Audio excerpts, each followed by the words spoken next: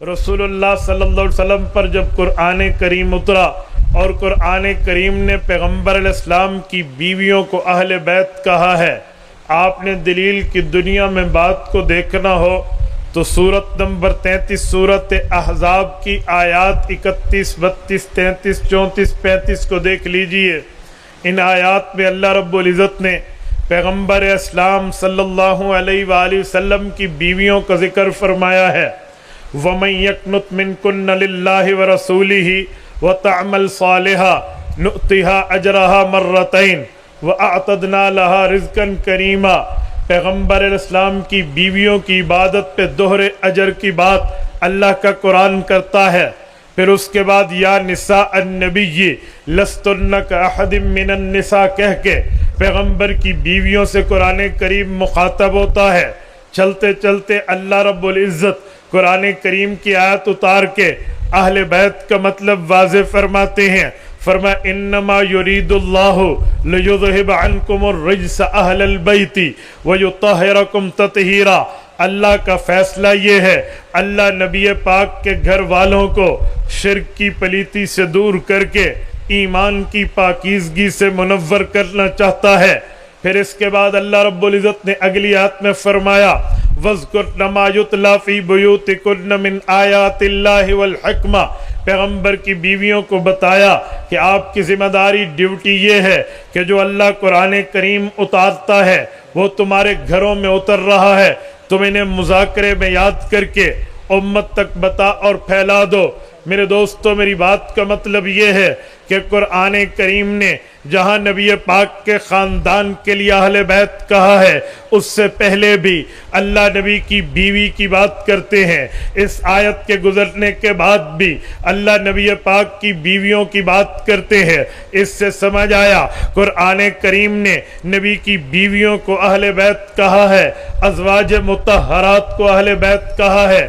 علماء احناف کی سب سے بڑی قرآن کریم کی تفسیر کو اٹھائیے، آپ کو تفسیر روح المعانی ملے گی۔ روح المعانی کی 22ویں جلد اٹھائیے، پہلے صفحے پر 22ویں پارے پہ اللہ رب العزت نے جو اہل بیت کی بات فرمائی ہے، قرآن کریم کی تشریح کرتے ہوئے مفتی بغداد علامہ محمود آلوسی رحمت اللہ علیہ واضح فرماتے ہیں، حضور پاک حضرت ام سلمہ رضی اللہ عنہ کے گھر میں ہیں، قرآن کریم کی آیت اترتی ہے، پیغمبر اسلام کی بیویوں کو اہل بیت کہا جاتا ہے۔ یہ سن 9 ہجری کا وقت ہے جب اللہ کے رسول کی 4 بیٹیوں میں پہلی 3 بیٹیاں دنیا سے رخصت ہو چکی ہیں، آخری چوتھی اور چہیتی بیٹی سیدہ فاطمہ الزہرا رضی اللہ عنہا اس دھرتی پر زندہ اور سلامت موجود ہیں۔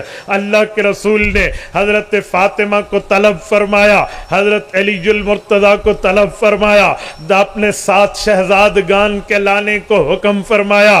کچھ وقت گزرا، حضرت ام سلمہ فرماتی ہیں حضرت علی بھی آئے، اپنی اہلیہ حضرت فاطمہ الزہرا کو بھی ساتھ لائے، اپنے 2 شہزادوں کو بھی ساتھ لائے، آ کر اللہ کے رسول کی خدمت میں حاضر ہو گئے۔ رسول پاک علیہ الصلوۃ والسلام نے یہ آیت پڑھی اور اپنے کندھے پر جو چادر تھی وہ کملی اتاری اور ان کے اوپر پھیلا دی۔ حضرت ابو ہریرہ فرماتے ہیں، صحیح مسلم میں روایت موجود ہے، اللہ کے رسول صلی اللہ علیہ وسلم نے دعا کے لیے ہاتھ اٹھائے اور اللہ کی خدمت میں عرض کرنے لگے، اللہم ہؤلاء اہل بیتی فتطہرہم تطہیرا۔ میرے مولا، میرے یہ بھی اہل بیت ہیں، ان کو بھی پاکیزگی کی چادر عطا فرما دے۔ رسول پاک علیہ السلام پر جو آیت اہل بیت کی شان میں اتری تھی، نبی کی بیویوں کے لیے اللہ کے رسول کی چاہت ہوئی اہل بیت کا مفہوم میں وسعت ہو، اہل بیت کے مفہوم میں گنجائش ہو، اہل بیت کے مفہوم کو وسیع کیا جائے، تو حضرت فاطمہ، حضرت علی اور ان کی اولاد کے اوپر چادر پھیلا کر انہیں اہل بیت کی دعا کر لی۔ حضرت ام سلمہ فرماتی ہیں، میں نے چادر کے کونے کو پکڑا تاکہ میں بھی چادر میں آ جاؤں اور رسول پاک کی دعا کا حصہ بنوں۔ حضور پاک علیہ السلام نے مجھے روکا اور فرمایا، انتی علی مکانک انتی علی خیر، ام سلمہ تو اپنی جگہ اہل بیت بن چکی، اب ان کے لیے دعا کر رہا ہوں۔ اس سے ایک بات واضح ہوتی ہے کہ کہ قرآن کریم نبی کی بیویوں کو اہل بیت کہتا ہے، رسول پاک کا فرمان پیغمبر علیہ السلام کے خاندان کو اہل بیت کہتا ہے۔ ہم اہل سنت والجماعت قرآن کریم کو بھی ایمان کا حصہ سمجھتے ہیں۔ ہم اہل سنت والجماعت رسول اللہ کے فرمان کو بھی ایمان کا حصہ سمجھتے ہیں۔ ہم نے پیغمبر کی بیویوں کو اہل بیت مانا ہے، اللہ کے قرآن کی وجہ سے رسول پاک کے خاندان کو اہل بیت مانا ہے، حضور پاک کے فرمان کی وجہ سے قرآن کریم ماننا بھی ایمان کا حصہ ہے، فرمان کریم ماننا بھی ایمان کا حصہ ہے۔ جو قرآن نہ مانے وہ بھی بے ایمان ہے، جو حضور کا فرمان نہ مانے وہ بھی بے ایمان ہے۔